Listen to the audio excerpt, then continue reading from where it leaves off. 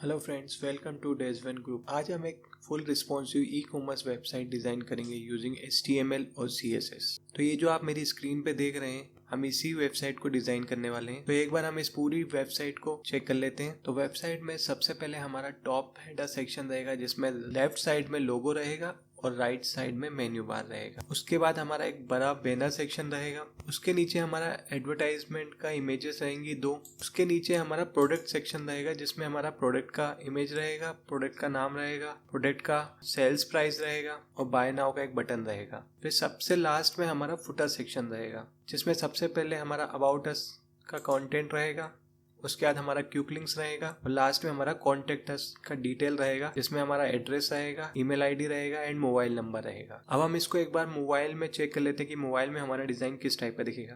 तो जैसे ही आप अपने कीबोर्ड में F12 बटन प्रेस करेंगे तो ये आपका मोबाइल व्यू डिस्प्ले होने लग जाएगा। तो मोबाइल में हमारा हेडर सेक्शन कुछ इस तरीके से डिस्प्ले होगा। यहाँ पर हमारा नेव बार ओपन करने के लिए एक बटन आ जाएगा, जिस पे हम क्लिक करेंगे तो हमारा नेव बार ओपन होगा, और नेव बार बटन क्लोज करने का बटन आएगा, जिस पे हम क्लिक करेंगे तो हमारा नेव बार क्लोज हो जाएगा। इसके बाद हमारा बैनर सेक्शन आएगा, फिर प्रोडक्ट सेक्शन और लास्ट में हमारा फुटर सेक्शन। अब इसी डिज़ाइन को हम एक बार आईपैड पे भी चेक कर लेते हैं कि आईपैड पे ये डिज़ाइन किस तरीके से हमारा डिस्प्ले होगा। तो आईपैड में हमारा डिज़ाइन कुछ इस तरीके से डिस्प्ले होगा। यहाँ पर बैनर एक रो में सिंगल हो जाएगा और प्रोडक्ट जो रहेंगे वो एक रो में 2 डिस्प्ले करे जाएंगे, और ये हमारा लास्ट में फुटर सेक्शन कुछ इस तरीके से डिस्प्ले होगा आईपैड में।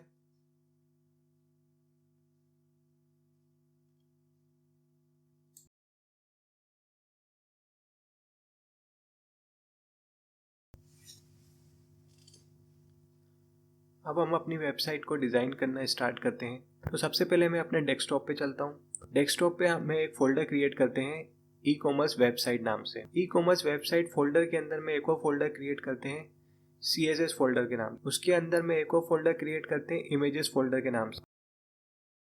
अब हम अपना VS कोड एडिटर ओपन करते हैं।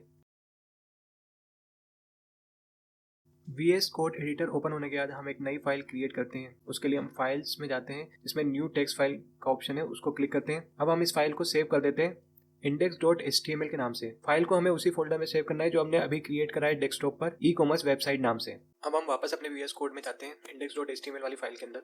यहाँ पे हम अपनी कोडिंग स्टार्ट करते हैं। तो सबसे पहले हम लिखते हैं डॉक टाइप HTML, फिर हम HTML टैग ओपन करते हैं। HTML टैग के अंदर हम एक हेड टैग ओपन करते हैं। हेड टैग के अंदर हम एक टाइटल टैग ओपन करते हैं और टाइटल टैग में लिखते हैं ई commerce website using HTML and CSS। और यहाँ पर हम अपना HTML टैग क्लोज करते हैं। इसके बाद HTML को रिस्पॉन्सिव करने के लिए हम व्यू पोर्ट का कोड लिखते हैं। Meta name is equals to viewport, content is equals to width, device width, initial scale हम 1 दे देते हैं और मैक्सिमम स्केल भी हम 1 दे देते हैं। फिर हम एक नई फाइल क्रिएट करते हैं और इस फाइल को भी हम सेव कर देते हैं style.css नाम से। फाइल को हमें सेव करना है जो अभी हमने फोल्डर क्रिएट करा है ई कॉमर्स वेबसाइट नाम का, उसके अंदर जो CSS वाला फोल्डर हमने क्रिएट करा है वहां पर हमें इस फाइल को सेव करना है। तो ये फाइल हमने सेव कर दी है style.css नाम से।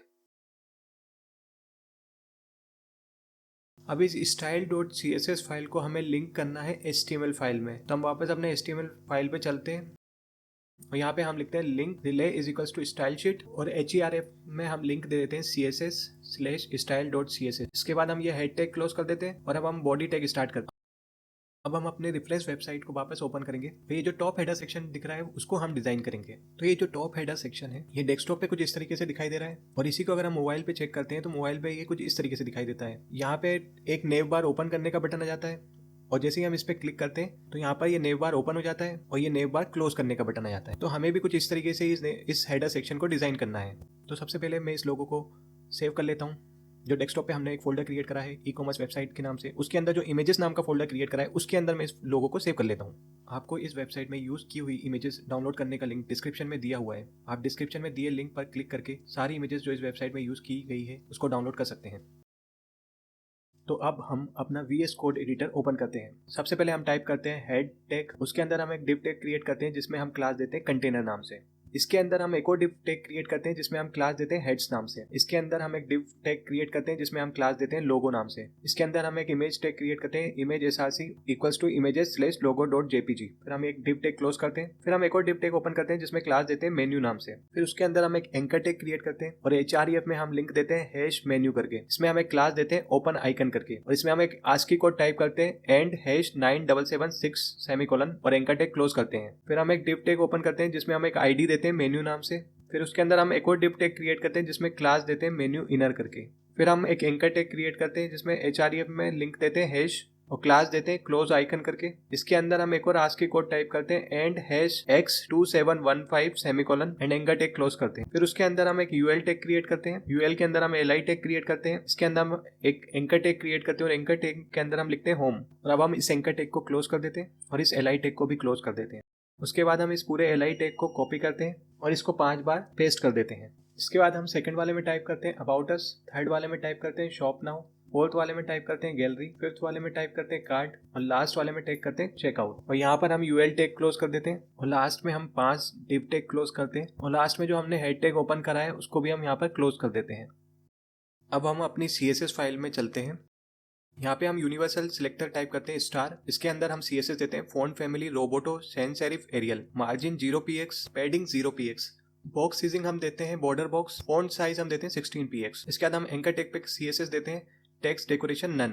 उसके बाद हम टारगेट में CSS देते हैं डिस्प्ले ब्लॉक इंपॉर्टेंट लगा के। फिर हम हेडर टैग के लिए CSS देते हैं box shadow 0px space 0px space 10px space 0px hash 00001f। Display flags देते हैं flags direction column position relative. इसके बाद हम कंटेनर क्लास के लिए CSS देते हैं width 100%, max width 1200px, margin 0 auto, padding 0px space 10px। इसके बाद हम क्लास देते हैं डॉट हेड्स करके, इसमें हम मार्जिन देते हैं 10px space 0px space 10px space 0px। Display इसका फ्लेक्स देते हैं। इसके बाद हम अगली क्लास देते हैं डॉट लोगो करके जिसमें हम मैक्स विड्थ देते हैं 30% और मिनिमम विड्थ देते हैं 200px। इसके बाद हम क्लास देते हैं डॉट मेन्यू करके जिसमें हम मैक्सिमम विड्थ देते हैं 70%, मिनिमम विड्थ देते हैं 100px। Margin left auto, text align centre. Menu के अंदर जो यूएल है उसके लिए हम CSS देते हैं डॉट मेन्यू स्पेस यूएल। इसमें हम देते हैं display flex, list style none, gap हम देते हैं 25px, margin 0px, margin top 12px। उसके बाद मेन्यू क्लास के अंदर जो यूएल के अंदर जो एंकर टैग है उसके लिए हम क्लास देते हैं colour black, font weight 600px। उसके बाद ओपन आइकन के लिए हम CSS देते हैं by default display none, position relative top -3px, float right, font size 30px, colour black, right हम देते हैं 8px। उसके बाद क्लोज आइकन के लिए हम CSS देते हैं by default display none, float right, font size 28px और कलर हम देते हैं ब्लैक। इसके बाद हम इस फाइल को सेव करके इसको रन करके हम चेक करते हैं तो ये हमारे डेस्कटॉप पे अभी कुछ इस तरीके से दिखाई दे रहा है। अब हम इसको एक बार मोबाइल व्यू में चेक करते हैं तो मोबाइल व्यू में कुछ इस तरीके से डिजाइन दिख रहा है अभी। तो रिस्पॉन्सिव के लिए हमें CSS लिखना पड़ेगा। हम मीडिया क्यूरी टाइप करते हैं media screen and max width 480px। इसमें हम देते हैं dot open icon comma dot close icon को बाय डिफॉल्ट हम डिस्प्ले ब्लॉक कर देते हैं। हैश मेन्यू का पोजीशन फिक्स करते हैं लेफ्ट 0px। बैकग्राउंड हम देते हैं हैश 00000094। विड्थ हम देते हैं 100%, हाइट 100%, टॉप हम 0px दे देते हैं, टेक्स्ट अलाइन लेफ्ट दे देते हैं और इसका भी डिफॉल्ट डिस्प्ले हम नन कर देते हैं। इसके बाद अगली क्लास हम देते हैं डॉट मेन्यू इनर करके जिसका हम बैकग्राउंड कलर व्हाइट देते हैं, height 100%, top 0px, left 0px, width 70%, position absolute और पैडिंग हम देते हैं 20px। इसके बाद हैश मेन्यू के अंदर जो यूएल है उसका हम डिस्प्ले ब्लॉक देते हैं, मार्जिन टॉप 45px। उसके बाद आईडी मेन्यू के अंदर यूएल स्पेस li, इसका मार्जिन बॉटम हम देते हैं 25px। इसके बाद इस फाइल को हम सेव करते हैं और इसको रन करके चेक करते हैं तो ये हमारा मोबाइल व्यू भी सही हो गया है। यहाँ हमारा मेन्यू ओपन का आइकन आ गया है, इस पे हम क्लिक कर रहे हैं तो ये हमारा मेन्यू ओपन हो रहा है और ये क्लोज आइकन आ रहा है, इस पे हम क्लिक कर रहे हैं तो मेन्यू क्लोज भी हो रहा है। इसके बाद वापस हम अपनी रेफरेंस वेबसाइट पे चलते हैं और यहाँ पे जो हमारा बैनर सेक्शन है अब हम इसको डिजाइन करेंगे। तो उसके लिए सबसे पहले मैं इस बैनर को सेव कर लेता हूँ सेम फोल्डर में जो हमने डेस्कटॉप पे क्रिएट करा है ई-कॉमर्स वेबसाइट नाम का, उसके अंदर जो इमेजेस नाम का फोल्डर है उसके अंदर हमें इस फाइल को सेव करना है। इसके बाद वापस हम VS कोड फाइल ओपन करते हैं, इसमें हम HTML फाइल पे चलते हैं। इसके बाद हम एक डिव टैग क्रिएट करते हैं जिसमें हम एक क्लास देते हैं W100 नाम से। इसके अंदर हम एक इमेज टैग क्रिएट करते हैं और SRC में हम लिंक देते हैं images/slider.jpg। इसमें हम क्लास देते हैं स्लाइडर नाम से और यहाँ हम डिव टैग क्लोज कर देते हैं। अब हम अपनी CSS फाइल में चलते हैं, यहाँ हम क्लास देते हैं .w100 नाम से जिसमें हम विड्थ 100% देते हैं। उसके बाद डॉट स्लाइडर नाम के क्लास के अंदर हम लिखते हैं ऑब्जेक्ट फिट कवर, विड्थ हम इसके 100% देते हैं और हाइट हम 600px देते हैं। अब हम iPad के लिए CSS टाइप करते हैं @media screen and max width 768px। इसमें हम स्लाइडर क्लास की हाइट देते हैं 350px करके। फिर हम मोबाइल व्यू के लिए CSS देते हैं @media screen and max width 480px जिसमें हम स्लाइडर क्लास की हाइट देते हैं 180px। इस फाइल को सेव करके हम एक बार रन करके चेक कर लेते हैं। तो ये हमारा बैनर वाला सेक्शन डिज़ाइन हो गया है। एक बार हम इसको मोबाइल पे भी चेक कर लेते हैं। तो ये मोबाइल पे कुछ इस तरीके से दिख रहा है। अब हम इसको एक बार आईपैड पे भी चेक कर लेते हैं। तो आईपैड पे ये कुछ इस तरीके से डिस्प्ले हो रहा है। अब हम वापस अपने रेफरेंस वेबसाइट पे आते हैं। अब हम अगला सेक्शन बनाएंगे अपना डिस्काउंट एडवर्टाइजमेंट वाला। इसमें यहाँ पर 2 इमेज लगी है। सबसे पहले ये दोनों इमेजेस को मैं सेव कर लेता हूँ। इन इमेजेस को हमें सेम फोल्डर में सेव करना है जो हमने डेस्कटॉप पे क्रिएट करा है, ई कॉमर्स वेबसाइट फोल्डर के अंदर, जो इमेजेस वाला फोल्डर है उसके अंदर। अब हम वापस अपना VS कोड एडिटर ओपन करते हैं। हम index.html वाली फाइल ओपन करते हैं। इसमें हम सबसे पहले डिव लेते हैं जिसमें हम क्लास देते हैं कंटेनर नाम से। उसके अंदर हम एक और डिव लेते हैं जिसमें हम क्लास देते हैं बैनर नाम से। उसके अंदर हम इमेज टैग में लिंक देते हैं images/banner1.jpg और इसमें क्लास देते हैं विथ w100 करके। फिर उसके बाद हम एक और इमेज टैग लेते हैं जिसमें हम src में लिंक देते हैं images/banner2.jpg और क्लास देते हैं w100 करके। और आखिरी में 2 डिव हम क्लोज कर देते हैं। अब हम अपनी CSS वाली फाइल में चलते हैं। यहाँ पे हम क्लास देते हैं .banner करके। इसके अंदर हम CSS देते हैं margin 40px space 0px। Display हम ग्रिड देते हैं, गैप हम 30px देते हैं और ग्रिड टेम्पलेट कॉलम हम देते हैं repeat Autofit min max 300px 1fr। और इस फाइल को सेव करके अब हम इसको रन करके देखते हैं। तो ये हमारा बैनर वाला सेक्शन भी कंप्लीट हो गया है। तो अब हम वापस अपने रेफरेंस वेबसाइट पे आते हैं। अब हम अगला सेक्शन क्रिएट करेंगे प्रोडक्ट वाला। तो सबसे पहले मैं इन प्रोडक्ट की इमेजेस को सेव कर लेता हूँ। इमेज को सेव हमें सेम फोल्डर में क्रिएट करना है जो हमने डेस्कटॉप पे बनाया है, ई कॉमर्स वेबसाइट नाम का, जिसके अंदर हमने इमेजेस नाम का फोल्डर क्रिएट करा है। उसी में हमें ये सारी इमेजेस को स्टोर करना है। अब वापस हम अपने VS कोड एडिटर में चलते हैं। यहाँ पे हम index.html में टाइप करते हैं। सबसे पहले हम एक डिव लेते हैं जिसमें हम क्लास देंगे कंटेनर नाम से। फिर उसके अंदर हम एक और डिव देंगे जिसके अंदर हम क्लास देंगे प्रोडक्ट नाम से। इसके अंदर हम एक और डिव लेते हैं जिसमें क्लास देते हैं प्रो नाम से। इसके अंदर हम एक इमेज टैग लेंगे जिसमें src में लिंक देंगे images/p1.png नाम से और क्लास देंगे w100 नाम से। फिर उसके बाद हम h4 टैग के अंदर प्रोडक्ट नेम हियर टाइप करेंगे और h4 टैग को क्लोज कर देंगे। फिर उसके बाद एक p टैग लेंगे, उसके अंदर हम एक स्ट्राइक टैग लेंगे जिसमें हम टाइप करेंगे $50। फिर उसके बाद एक b टैग लेंगे जिसमें हम टाइप करेंगे $20 और उसके बाद ये b टैग क्लोज कर देंगे और p टैग भी क्लोज कर देंगे। फिर उसके बाद हम एक एंकर टैग लेंगे जिसके अंदर हम लिखेंगे बाय नाउ और उसके बाद हम ये डिव टैग क्लोज कर देंगे। उसके बाद ये प्रो वाला टैग पूरा एलिमेंट हम कॉपी करेंगे और इसको 12 टाइम पेस्ट करेंगे। इसके बाद हम यहाँ पर इमेजेस के नाम चेंज कर देंगे। तो सेकंड वाले इमेज में हम 2 लगा देंगे, थर्ड में 3, 4, 5, 6, 7, 8, 9, 10, 11 और लास्ट वाले में 12 और आखिरी में हम 2 डिव टैग क्लोज कर देंगे। इसके बाद हम अपनी CSS फाइल पे चलते हैं। यहाँ पे हम एक क्लास देते हैं डॉट प्रोडक्ट करके जिसके अंदर हम टाइप करेंगे grid template column repeat Autofit min max 250px space 1fr। फिर इसमें मार्जिन हम देंगे 50px स्पेस 0px। डिस्प्ले हम ग्रिड दे देंगे गैप 20px। उसके बाद हम दूसरी क्लास देंगे डॉट प्रो करके जिसमें हम बॉर्डर देंगे 1px solid hash do d0 d0। Padding हम देंगे 0px space 0px space 30px space 0px। Text align centre और मार्जिन बॉटम 20px। फिर डॉट प्रो स्पेस h4, उसमें हम फॉन्ट साइज देंगे 18px, फॉन्ट वेट देंगे 600, मार्जिन देंगे 20px space 0px space 5px space 0px। फिर उसके बाद डॉट प्रो क्लास के अंदर जो स्ट्राइक टैग है उसके लिए हम CSS देंगे फॉन्ट साइज 14px। फिर डॉट प्रो के अंदर जो b टैग है उसके लिए हम CSS देंगे डॉट प्रो स्पेस b जिसमें हम फॉन्ट साइज देंगे 22px, फॉन्ट वेट देंगे हम 600, मार्जिन लेफ्ट देंगे हम 15px और कलर हम देंगे रेड। फिर प्रो क्लास के अंदर जो एंकर टैग है उसके लिए हम CSS देंगे dot pro space a, text align हम सेंटर देंगे, बैकग्राउंड हम रेड देंगे, colour white, padding 11px space 4px, width हम देंगे 200px, display inline block, border radius 25px, margin top 20px। अब इस फाइल को सेव करके हम एक बार रन करके चेक कर लेते हैं। तो ये हमारा प्रोडक्ट वाला सेक्शन कंप्लीट हो गया है। अब हम इसको एक बार आईपैड पे भी चेक कर लेते हैं। तो ये आईपैड पे भी हमारा एकदम परफेक्ट शो हो रहा है। एक बार हम इसको मोबाइल पे भी चेक कर लेते हैं। तो ये मोबाइल पे भी हमारा एकदम परफेक्ट आ रहा है।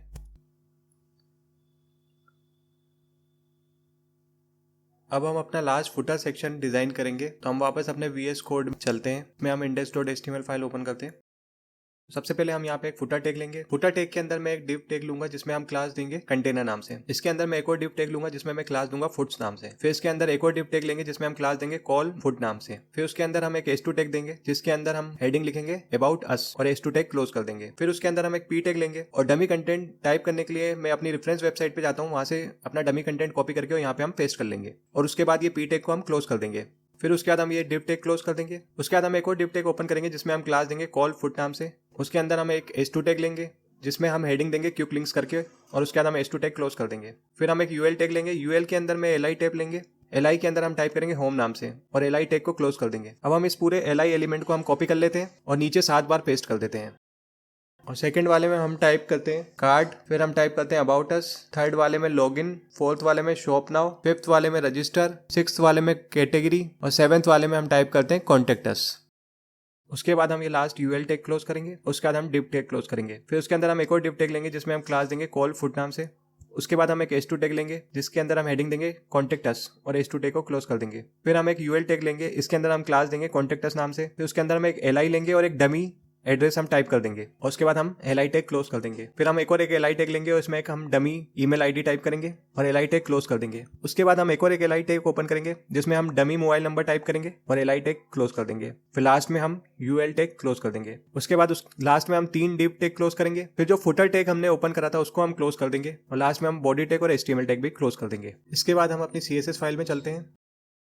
यहाँ हम फुटर टैग के लिए CSS देते हैं बैकग्राउंड कलर हैश 37474F और पैडिंग हम देते हैं 40px space 0px space 20px space 0px। फिर डॉट फुट्स नाम के क्लास के लिए हम CSS देते हैं padding 20px space 0px space 20px space 20px। फिर हम डिस्प्ले इसका ग्रिड कर देते हैं gap 50px, grid template column repeat auto fit minimum maximum 320px 1fr। फिर हम मार्जिन देते हैं 0px स्पेस ऑटो। फिर फुट्स टैग के अंदर जो p टैग है उसके लिए हम CSS देते हैं padding right 60px, font size 16px, line height 28px।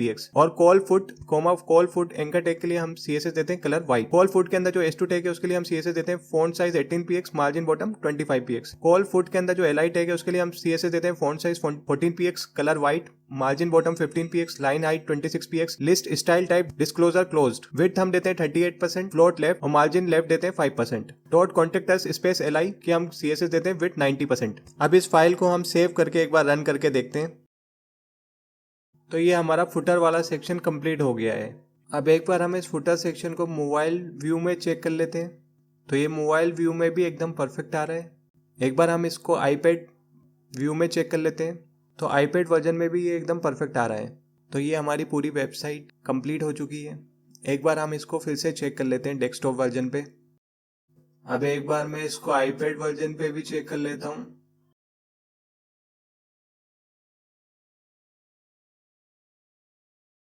अब एक बार इसको हम मोबाइल वर्जन पे भी चेक कर लेते हैं। तो ये तीनों वर्जन पे एकदम परफेक्टली चल रही है।